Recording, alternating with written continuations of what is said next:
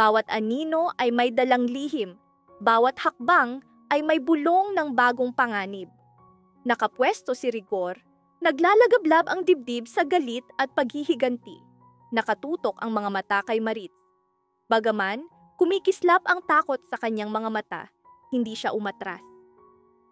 Hindi mo kami matitinag, mariin niyang wika, mahigpit na hawak ang kamay ni Tanggol. Gaano man kalakas ang iyong galit, hindi mo mababasag ang aming pananampalataya. Bago pa makasagot si Rigor, isang malakas na pagsabog ang umalingaw-ngaw sa mga lansangan. Mabilis siyang napatigil, nilamon ng galit at pagkagulat. Hindi niya inaasahan na may mga matang nakamasid. Sa sandaling iyon, naramdaman ni Tanggol isang presensya, hindi nakikita, ngunit sinusubaybayan ang bawat galaw nila. "Ramon? Nanay? May paparating!" Sigaw ni Maritz, at tumakbo sila sa madidilim na eskinita. Ang mga yabag nila ay umalingaw-ngaw sa tabi ng mga basurahan at mga asong gala na nagtatahulan sa gabi. Samantala, nagmamadaling nagsalita si Don Julio sa telepono mula sa kanyang opisina. "Kailangan nating kumilos agad, Tanggol. Ginagawa nilang sandata ang ating takot." Ngunit bago pa siya makapagtapos, isang misteryosong figura ang lumitaw sa labas ng kanyang bintana. Bagaman sanay na siya sa panganib, nanginig si Don Julio, nilamon ng takot na hindi niya maipaliwanag. Sa bubungan, isang hindi kilalang figura ang tumalon, hinarangan sina Rigor at Maritz. "Sino ka?" mariing tanong ni Rigor. Ngunit bago pa siya makasagot, nakilala ni Maritz ang mukha, si Jackie. Malamig ang kanyang tinig, puno ng sakit. "Hindi mo ako kilala, ngunit narito ako upang wakasan ang panlililinlang." Inilabas niya ang isang dokumento, patunay ng lihim na kasunduan ni Rigor at Don Julio upang wasakin ang pamilya ni Tanggol. Nabasag ang tinig ni Tanggol sa panghihinayang. "Lahat ng ating pagsisikap, lahat ng ating tiwala, saan napunta?" Muling yumanig ang lupa sa isa pang pagsabog. Bumagsak ang pader, bumara sa kanilang daan, mula sa guho, lumitaw si Santino. "Hindi ko kayo iiwan," sigaw niya. Sabay hila kina Maritz at Tanggol patungo sa ligtas na lugar. Ngunit alam nilang hindi pa tapos ang laban. Ang kanilang pagtakas ay nagdala sa kanila sa isang lihim na silid sa ilalim ng kuyapo. Doon nakatayo si Olivia, puno ng luha at galit ang kanyang mga mata. "Hindi ninyo alam ang buong kwento. May mas malaking panganib kaysa kay Rigor. Ang plano ni Don Julio ay tuluyang burahin ang pamilyang ito." Nabigla sila sa revelasyon. Ang kaaway na kinatatakutan nila ay maaaring maging kakampi balang araw. Nagliyab ang titig ni Rigor, kumurba ang kanyang labi sa isang nakakatakot na ngiti. "Akala ninyo tapos na ang laro. Ito pa lang ang simula." Ang kanyang banta ay nagbukas ng pinto sa mas madilim na dilim. Sa susunod na eksena, pinili ni Ramon at Tanggol na tumakas sa ilalim ng lungsod sa mga imburnal. Bawat alon, bawat anino ay nagbabanta ng bagong panganib. Samantala, sina Maritz at Jackie ay nakarating sa isang lumang simbahan, kung saan nakatago ang mga lihim ng kanilang nakaraan. Gabing iyon, bawat sandali ay nagmarka ng simula ng bagong kabanata. Pagtataksil, paghihiganti, at banggaan ng mga lihim na hindi pa nabubunyag. Bawat sulok ng gabi ay nagbubukas ng bagong hiwaga. Ang pagtuklas ni Maritz sa lihim na silid ay nagbunyag na ng mga piraso ng pag-aalsa, pagtataksil, at mga kasunduang itinago sa nakaraan. Ngunit sa labas, ang kaguluhan ay unti-unting winawasak ang buong lungsod. Nakaramdam si Tanggol ng kakaibang lakas sa kanyang dugo, isang enerhiyang matagal nang nakabaon, tila ginigising ng unos mismo. Alam niyang kung wala ang lakas na ito, mawawala ang lahat. Sa bubungan, habang nagtitipon ang pamilya at mga kakampi, lumitaw si Rigor kasama ang bagong kaalyado, naglalagablab ang mga mata sa paghihiganti. Mabilis na sumiklab ang sagupaan. Sumabog ang mga dingding. Pumalot ang alikabok at guho sa mga lansangan. At sa gitna ng kaguluhan, nawala si Maritz sa paningin. Maritz. Sigaw ni Tanggol, kumakabog ang dibdib sa takot. Bago pa siya makagalaw, pinalibutan sila ng mga nakamaskara. Nakataas ang mga sandata. Isang tinig ang bumasag sa usok, malamig at pamilyar. Akala ninyo makakarating kayo rito nang hindi nalalaman kung sino ang tunay na kaaway. Napatigil si Tanggol. Ang tinig ay mula sa isang taong matagal nang pinaniniwala ang patay. Ngayoy muling nabuhay upang harapin sila. Nainip si Rigor, nagwawala ang kanyang baril sa paghahanap ng pagkakataon. Biglang may batang nadapa sa gitna ng kaguluhan. Nanginginig, nawawala. Sandali silang napatigil. Sa kabila ng panganib, mabilis na sumugod si Tanggol, nadulas sa basang lupa ngunit nasalo ang bata sa kanyang mga bisig. Sa sandaling iyon, tumama ang bala ni Rigor sa isang poste, nagbagsak ng kahon. Sa loob nito, mga dokumento, pangalan ng mga tiwaling opisyal, mga pinuno ng sindikato at kanilang mga plano. Una, paki-subscribe at i-like ang video. Pagkatapos, sisimulan na natin ang paliwanag. Malinaw ang katotohanan. Hindi na ito laban para mabuhay lamang. Isa itong digmaan upang ibunyag ang katiwalian. Ito ang kailangan natin upang tapusin ang lahat. Bulong ni Tanggol kay Maritz. Kung babagsak tayo, hindi lang tayo ang mawawala, pati ang mga inosente. Umalingaw-ngaw ang putukan, nag-crackle ang mga radyo. Backup incoming. Ngunit kumalat ang takot. Umiiyak ang bata, nawawala si Maritz, at patuloy na sumulong si Tanggol sa dilim, desperadong hanapin ang kanyang ina at protektahan ang mga kakampi. Bawat segundo ay tila walang hanggan. Bawat putok ay parang tawag ng kamatayan. Ang labanan ay lumampas na sa paghihiganti. Ito'y laban para sa katotohanan, para sa pamilya at para sa kaluluwa ng Quiapo. Muling lumiko ang gabi sa hindi inaasahang pangyayari. Naunawaan ni Tanggol na ang nakamaskarang estranghero ay hindi kaaway, kundi tau-tauhan lamang ng sindikato upang lituhin si Rigor. Lalong naging magulo ang labanan, mga pulis na nabangga ng kotseng mabilis, mga pagsabog na yumanig sa lansangan, at bawat mukha ay nababalot ng takot, galit, at bigat ng mga desisyon. Wala nang ligtas na pinto, wala nang bubong na magtatakip.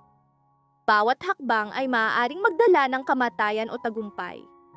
Sugatan ang katawan ni Tanggol, dumudugo ang mga kamay, ngunit nakatuon lamang ang isip sa paghahanap kay Maritz at kay Ramon na tumakas sa ibang daan. Mula sa anino, lumitaw ang matandang nakamaskara, matatag ang tinig. Tanggol, hindi ka nag-iisa sa laban na ito. Bago pa makasagot si Tanggol, sumabog ang granada sa malapit. Pinilit silang pumasok sa isang lumang gusali. Doon, ibinunyag ng estranghero ang kanyang pagkakakilanlan, isang dating pulis na palihim na sinusubaybayan ang mga operasyon ni Rigor. May impormasyon ako, bulong niya. Hindi lang ikaw ang gustong wasakin ni Rigor. Dinukot niya ang mga inosenteng bata mula sa ibang bayan, ginagamit silang panakot laban sa pulisya. Nagliyab ang galit ni Tanggol. Bakit? Bakit niya magagawa ang ganito? Inilabas ng matanda ang isang lumang mapa.